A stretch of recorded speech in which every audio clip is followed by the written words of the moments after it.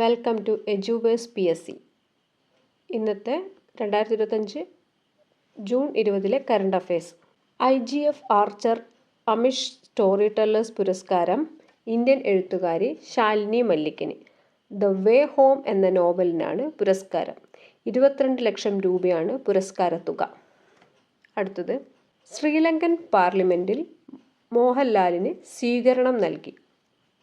ശ്രീലങ്കയുടെ 17ാമത് പ്രധാനമന്ത്രി doctor AS Harini Amarasuriya, Sri Lankan president Anura Kumara Dissanayake.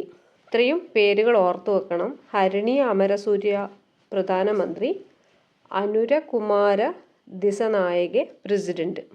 അടുത്തത്, 27ാമത് ഷാങ്ഹായ് അന്താരാഷ്ട്ര ചലച്ചിത്രമേളയിൽ പ്രദർശനത്തിനായി മലയാള ചിത്രം ശിവരഞ്ജിനി J സംവിധാനം ചെയ്ത വിക്ടോറിയ എന്ന ചിത്രമാണ് തിരഞ്ഞെടുക്കപ്പെട്ടത്. ഇന്ത്യയിൽ നിന്നുള്ള ഏക ചിത്രവും കൂടിയാണ്.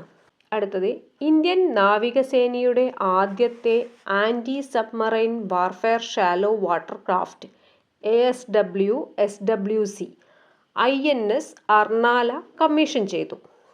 മഹാരാഷ്ട്രയിലെ വാസയിലെ ചരിത്രപ്രസിദ്ധമായ അർണല കോട്ടയുടെ പേരിലുള്ള കപ്പൽ ഇന്ത്യയുടെ സമുദ്ര പൈതൃകത്തെ പ്രതിനിധീകരിക്കുന്നു.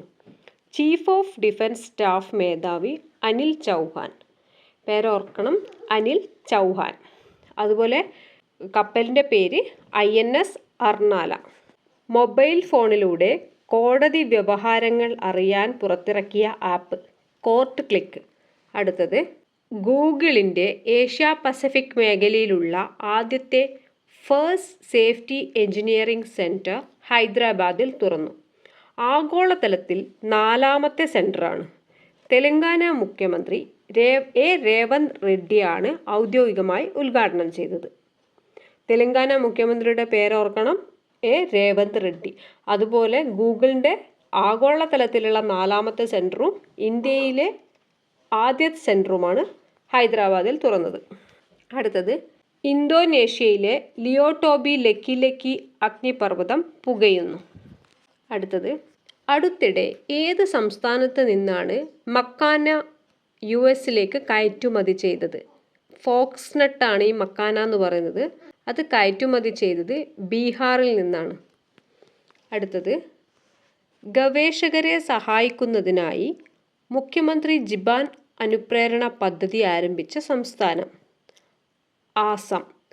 ആസാം മുഖ്യമന്ത്രിയുടെ പേര് ഹിമാന്ത ബിശ്വ ശർമ്മ. പദ്ധതിയുടെ പേര് മുഖ്യമന്ത്രി ജിബാൻ അനുപ്രേരണ. ഓർക്കണം. അടുത്തത്, ഇന്ത്യയിലെ ഏറ്റവും വലിയ ഭൂഗർഭ LPG സംഭരണ കേന്ദ്രം മംഗളൂരു. സ്ഥിതി ചെയ്യുന്നത് മംഗളൂരുവിലാണ്. ഇനി അഡീഷണൽ പോയിന്റ്സ് പറയാം.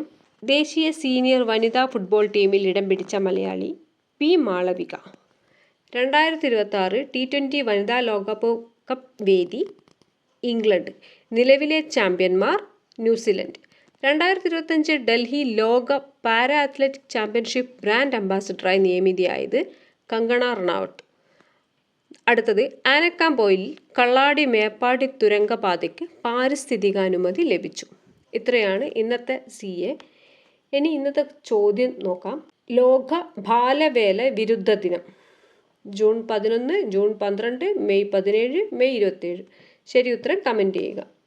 ഇനി ഇന്നലത്തെ ചോദ്യത്തിനുള്ള ഉത്തരം, പ്രഥമ നീരജ് ചോപ്ര ക്ലാസിക് ജാവലിൻ വേദി.